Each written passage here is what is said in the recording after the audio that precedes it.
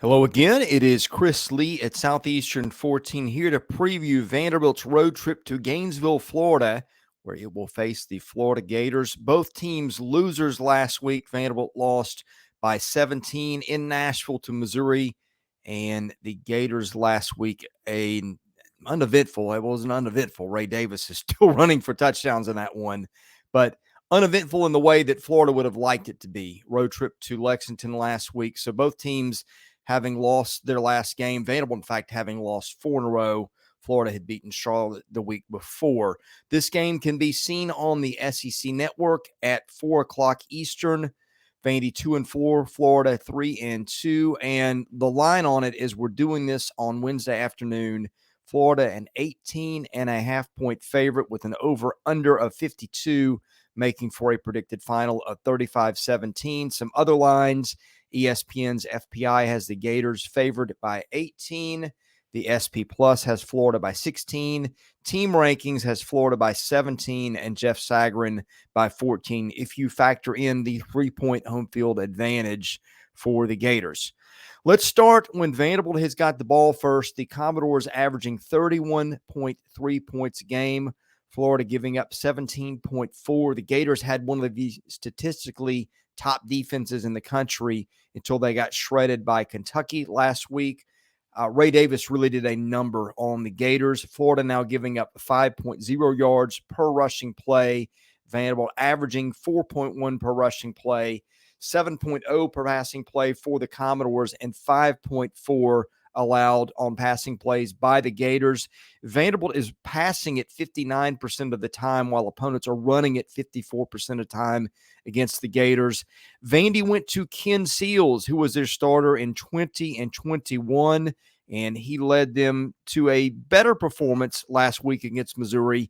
Vanderbilt's problem had been turnovers. A.J. Swan had been making a ton of them. That's why Vanderbilt went back to Seals, who accounted for 3 touchdowns and a pick last week. And frankly, I thought the offense looked better with him under control. Florida's defense, as we have said before, just got run over by Ray Davis. The Gators have been so good defensively. But one issue for Florida, it is only forcing turnovers on 0.4% of snaps. That's right. The Gators have had 1 turnover all year, but guess what? Vanderbilt has been the team that just keeps on giving. It is making turnovers on 3.1% of offensive snaps. I say that actually 1 or 2 of them have been on special teams, so that number is a little bit lower. But here's the point. Vanderbilt has been turning it over a lot of times, and Florida has been not forcing many against anybody. So that's something to watch. I think what Vanderbilt is going to want to do is exercise the controlled passing game and also take some shots downfield to Will Shepard, to London Humphreys, to Jaden McGowan in the slot. The rushing attack, frankly, isn't very good. So even though Florida's rush defense isn't ideal, I'm not sure Vanderbilt has got the personnel here to really give Florida a huge challenge. We'll wait and see how that folds out. But I think the strength of Vanderbilt's offense is going to be its passing game, and we will see if the Commodores can get by there and do some things through the air without the turnovers that have plagued them for much of the season. And A.J. Swan, who had 7 of those through picks, again on the bench. And he's listed as a co-starter with Seals this week, but I expect Ken Seals to get the start. Okay, when Florida's got the ball, the Gators averaging 25 points a game. Vanderbilt giving up 33.3. Some of those have been offensive scores that came back the other way. Florida is getting run on 52% of the time. Running the ball 52% of the time. Teams are throwing it 51% of the time against the Commodores. Vandy has been worse in the pass defense than it has been on run defense. Commodores are starting 2 freshman corners right now that Brady Cook in Missouri really picked on a week ago. Vandy giving up 7.1 per passing play. Florida, with quarterback Graham Mertz, is throwing it for 7.4 yards per passing play. Florida's rushing attack has really been a bit of a disappointment so far, and I think a lot of that has to do with Anthony Richardson now being in the pros. Defenses have to account differently for a guy like that.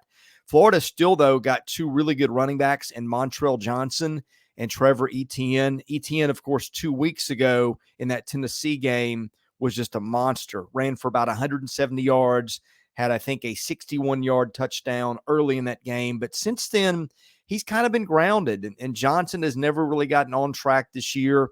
Mertz has thrown the ball with decent accuracy, and Ricky Pearsall has been one of the league's better receivers. You remember that one-handed catch he had a couple of weeks ago. But honestly, teams have been able to attack Vanderbilt however they want at times. You saw it with Wake Forest a few weeks ago. Wake is not a running team, but Vanderbilt dared it to run. Wake ran for, I believe, 288 yards in that game.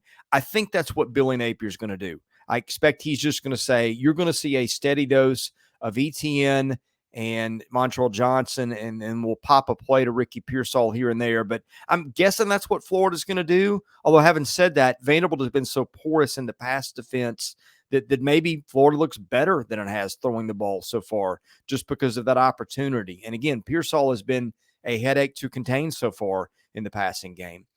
Florida is turning it over 1.5% of snaps. Vandy actually doing a decent job of forcing turnovers, 2.2% of snaps there. Some other stats, both teams have been fairly disciplined in terms of penalties. Vanderbilt and Florida both averaging 44 yards of penalties in games, and Vanderbilt special teams by SP Plus ranked number 22 overall, Florida number 24. Bottom line is this. I don't think home or road, it makes much difference for Vanderbilt, but it does for Florida. Billy Napier is 1 for the road so far in his Florida career and has just lost 2 at home. Guess what? This game is in Gainesville. I know there's going to be a lot of pressure on Billy Napier. Cannot afford to lose this one. I think Florida just got better players. Vanderbilt has not covered in a game yet. I think there's a better team in there, but when you're halfway through the season and you've not gotten to it yet, it begs some questions, whether that's chemistry or play calling or whatever those are. I just watch Clark Lee speak, and I don't sense everything is right with him. I'm taking Florida win in the Swamp, so the Gators get back on track for bowl eligibility as Vanderbilt's rough season just continues. We are previewing every single game involving SEC and FBS teams for the coming season. Best way to catch those, hit that subscribe button, hit the like button. That helps us out greatly. I'm Chris Lee for Southeastern 14. Thank you for watching our preview of Vanderbilt and Florida.